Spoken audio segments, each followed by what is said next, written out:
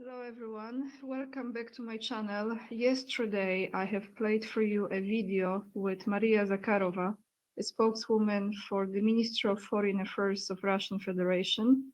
And today I will be playing for you a video with Sergei Lavrov. That will be in a second. Before we go into that video, I want to show you the latest news. That is about, let me read this to you. Lithuania, Poland, Latvia and Estonia have announced their withdrawal from the Ottawa Convention on Anti-Personnel Mines. So let's read this. This is the statement that has been signed, before I read this, by the ministers of defense of those four countries.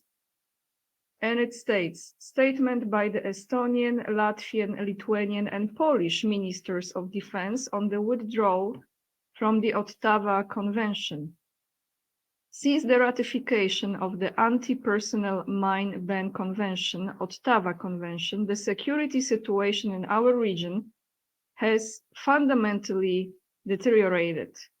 Military threats to NATO member states bordering Russia and Belarus have significantly increased. In light of this unstable security environment marked by Russia's aggression and its ongoing threat to the Euro-Atlantic community, it is essential to evaluate all measures to strengthen our deterrence and defense capabilities. We believe that in the current security environment, it is of paramount importance to provide our defense forces with flexibility and freedom of choice of potential use of new weapon systems and solutions to bolster the defense of the alliance's vulnerable eastern flank. In light of these considerations, we, the Ministers of Defense of Estonia, Latvia, Lithuania and Poland, how you pronounce it, unanimously recommended withdrawing from the Ottawa Convention. With this decision, we are sending a clear message. Our countries are prepared and can use every necessary measure to defend our territory and freedom. Despite our withdrawal, we will remain committed to international humanitarian law, including the protection of civilians during an armed conflict. Let me just read it, I don't want to comment. Our nations will continue to uphold these principles while addressing our security needs. We appreciate the understanding and support of all allies and partners who recognize the dire security challenges we are facing and respect our decision in this matter. And you have the ministers here. And of course, you have our Polish doctor, who is now the Minister of the National Defense of Poland, Władysław Kosiniak-Kamysz. Yeah, so this is from today, everyone, March 18th from 8:41 a.m. We have this. So now let's read quickly what was that Ottawa Convention, because I don't know any of those things. I'm learning as I go. So let's see. I don't like Wikipedia, but maybe in this regard is not lying. So perhaps we can find some info here. Ottawa Treaty. This was drafted in September 1997 and was signed in December 1997. Is the Convention on the Prohibition of the Use, Stockpiling, Production and Transfer of Anti-Personnel Mines and on their destruction of 1997, known informally as the Ottawa Treaty, the Anti-Personnel Mine Ban Convention, or often simply the Mine Ban Treaty, aims at eliminating anti-personnel landmines around the world. Very nice. Very nice. Now, to soften this energy a little, let's go to Sergei Lavrov, and then I will go to the schmuck. You know who's the schmuck? Zelenskyy and his artificial intelligence background that pretends to be his office. But first we're gonna play Sergei Lavrov, It's about, I think, 6 or 8 minutes long video from, I think, yesterday. So let me mute myself now.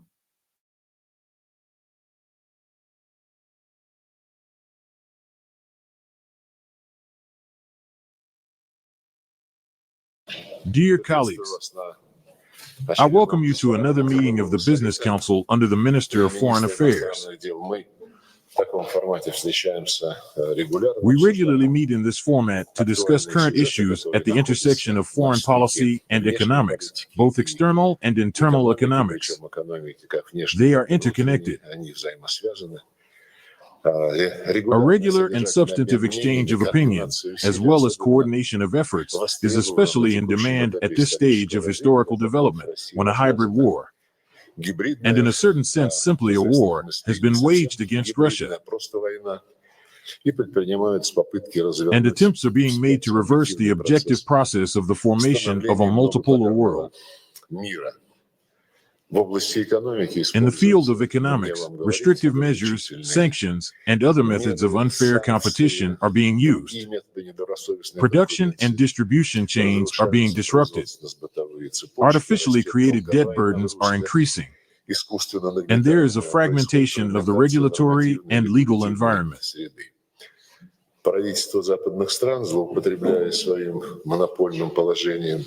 The governments of Western countries, abusing their monopolistic position in international financial organizations and other global governance institutions, are undermining the very principles that they have promoted for decades, in particular, the last 30 to 40 years, as universal, ensuring the harmonious development of all countries, without exception through a reasonable division of labor, property protection, and the presumption of innocence. All of this was discarded when it became necessary to achieve a geopolitical effect from the long-term efforts to prepare Ukraine in order to set it against the Russian Federation.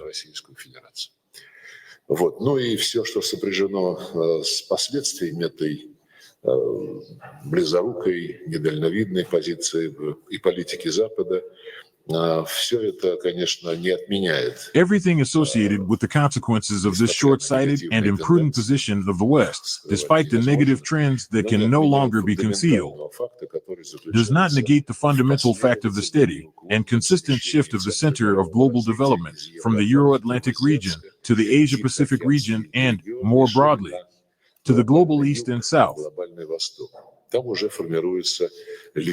lion's share of global economic growth is already forming there.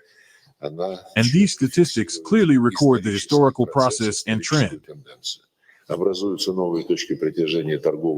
New hubs of trade and investment attraction are emerging, alternative business models are being established, and Western concepts that no longer correspond to the changed realities are being discarded, concepts that until recently seemed unshakable, but which the West itself has done everything to undermine trust in.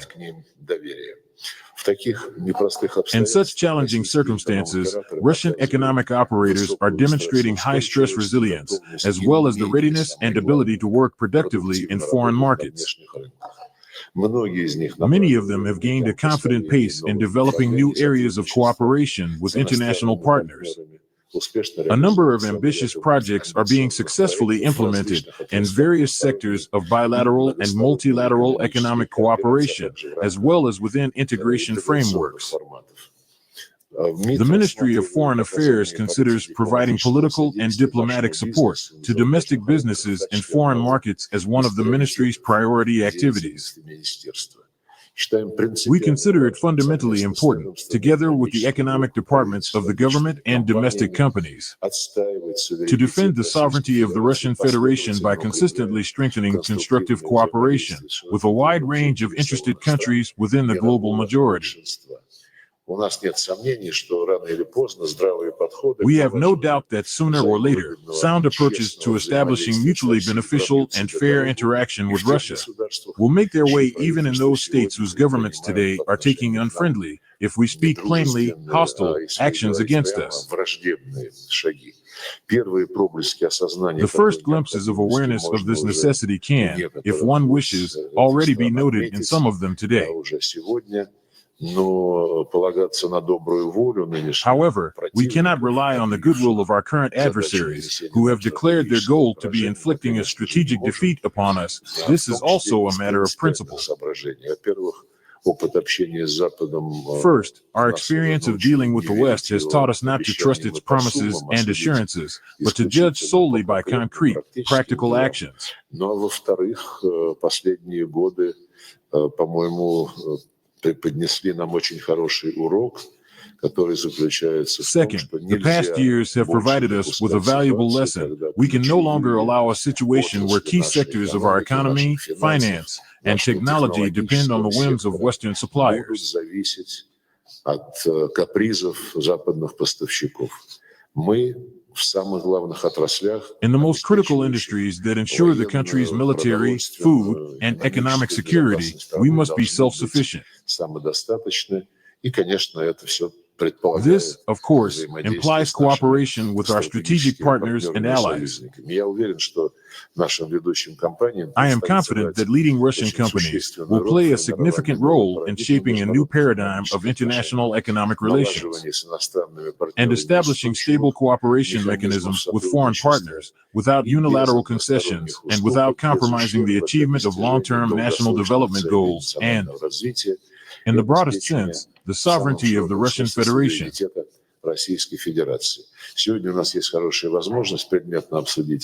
Today, we have a good opportunity to discuss in detail possible forms of cooperation and practical steps that we can develop and take in this format. It is important for us to understand the pressing needs of the Russian business community, to sense in which specific areas the pooling of our efforts will be beneficial and create added value for the state and its citizens. На этом я хотел бы представителей средств массовой информации поблагодарить. So in a nutshell, by their fruits, you will judge them, right? Russia is keep on doing what Russia is doing and doesn't trust West. However, I always say it, Putin and Trump are fighting with the same evil. I know many of you don't agree with me, but many of you know what I'm talking about. So now, also one more thing from what Sergei Lavrov have said. He mentioned that sooner or later, even those unfriendly countries will come to the place where they will be, in a way, in a position they have to collaborate with Russia. End of story. Now, meanwhile, in Europe, everyone, if you don't know what's happening, let me read you. Let me read you. This is from Polish portal, money.pl. Let me just refresh it so then I have the translation. Just give me a moment. All right, let's read this. This is the article from yesterday. You know, Ursula the Witch, Trump, and Polish Prime Minister, new/old Prime Minister Donald Tusk. This one really doesn't like this one. And this one doesn't like all of them. So let's go through this. In Europe, an extraordinary mobilization. The equipment, yes, but not necessarily from the Americans.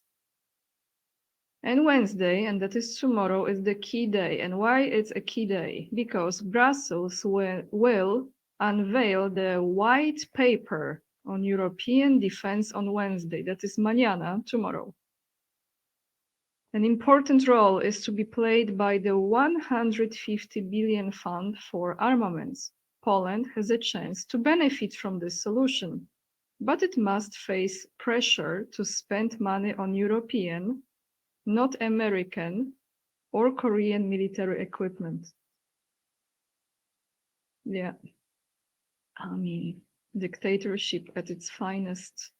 A year ago in Brussels, I heard this sentence: how can we raise defense spending if our voters will not understand it? But under Trump's pressure, they realized that Russia was a threat. We needed a message from the Americans that Europe must count on itself, says a person connected with the government. Europe is also to arm itself with EU money. On Wednesday, the European Commission will present a white paper on the future of European defense. I think whites, one thing about whites, they should be all in white kaftans, right? You know what I mean? Like mental hospital, white. Brussels buy, but from Europe. As our source notes, in the European Defense Industry Program, this is EDIP, which is currently being negotiated, 65% of expenditure is going to European industry.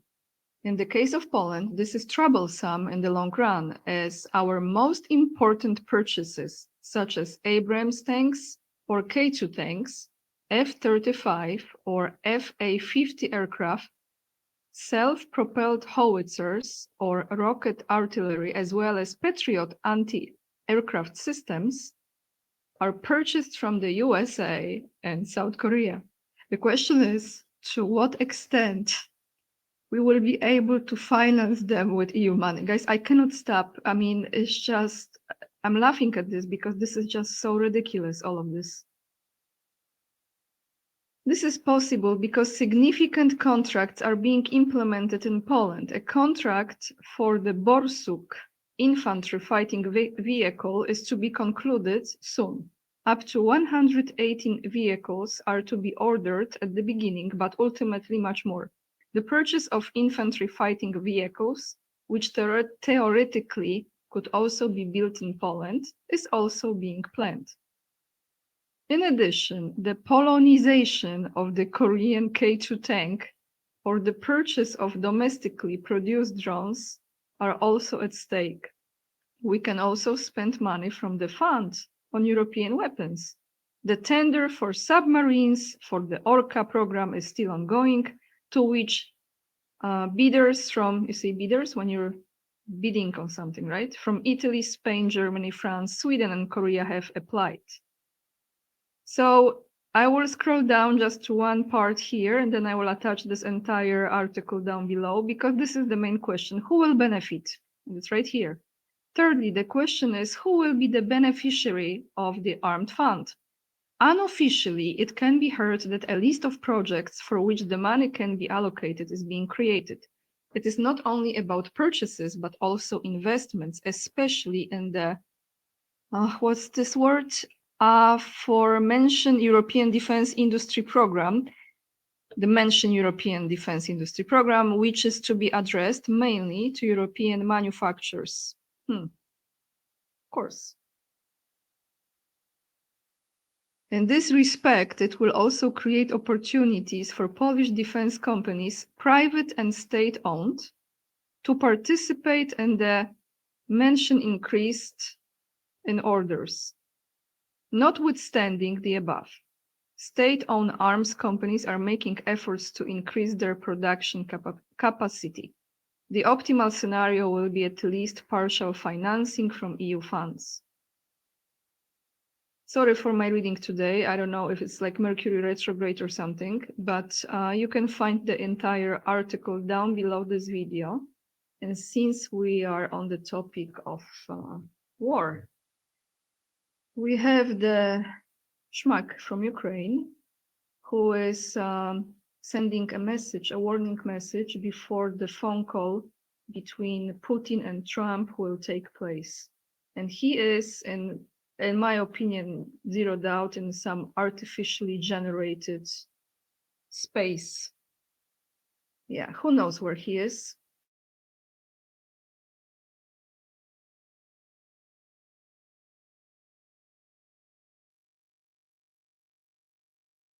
Важливо, що завтра вже тиждень, як на столі пропозиція Америки щодо тиші у небі, на морі та на фронті. Цю пропозицію вже давно можна було почати реалізовувати.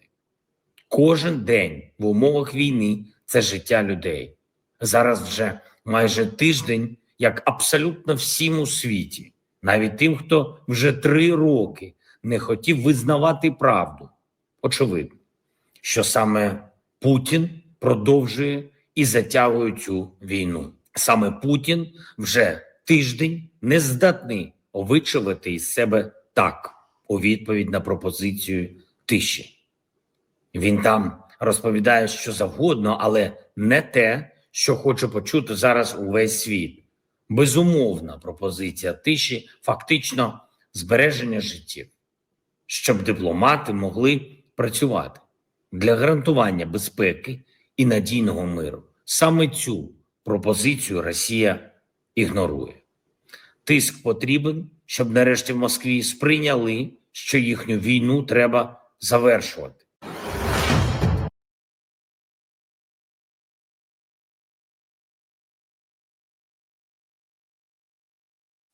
So you heard the schmuck, but I want to ask some of you, because I pay attention to everything. I don't know, for some reason, let me go to this image again. This is definitely fake surroundings. What is the significance of this picture here? It's a lighthouse. Is it in Odessa or somewhere? I don't know. I have to look up the lighthouses now. Because this picture just stands out, this photograph, when you see I'm circling. Yeah, nothing is a coincidence, so, you know, you gotta pay attention to all those things. Let me see if I have anything else for you. Yes, I do. I have one more article as far as how long the conflict in Ukraine will continue.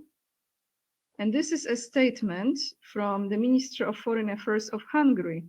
The article is from TASS, from today. Peter Sziarto, who is one of my favorite ministers, politicians, you know, he's the counterpart of Maria Zakharova. Sorry, Sergei Lavrov, not Maria Zakharova. He says, Hungary expects peace in Ukraine in just 2 weeks. So let's read this. Hungary expects the Russia-US talks on Ukraine to succeed and peace to return to Europe as soon as in 2 weeks. Hungarian Foreign Minister Peter Sziarto, speaking at the Raisina Dialogue International Conference in the Indian capital, he said, I hope in a couple of weeks we can celebrate peace returning to Central Europe, the foreign minister said, speaking about Ukraine's ceasefire talks. We are very happy that these talks have started. We are happy to see the talks in Saudi Arabia between the US and Russia, between the US and Ukraine. We do attach great hopes to these meetings, and we do hope that a ceasefire can be established as soon as possible and peace negotiations could be started as soon as possible, because we want peace to come back to Central Europe. That's what Sziarto noted. He recalled that from the very beginning of the conflict, the Hungarian government called for its peaceful settlement and advocated for dialogue with Russia. Indeed, as you know, Viktor Orbán went on a tour and he met with all those leaders to discuss the peace situation. That's all I have for you, everyone. Thank you so much for watching. Every link that I brought to you today will be attached down below in the description box. Thank you for thumbs up. It's free of charge and it helps my channel to grow. Thank you for subscribing. Sorry for my reading today. I don't know, for some reason I had some challenges reading today. But I appreciate you watching. If you choose to support my work, it means a lot. You can join me on Patreon or on Locals, or you can become the member of this channel or donate on PayPal as well. And if you don't follow me on Instagram, make sure you do. It's AniaK_44. And with this being said, lots of love. And remember, we are the leading edge and we are saving humanity. And I see you in another video. Bye, guys.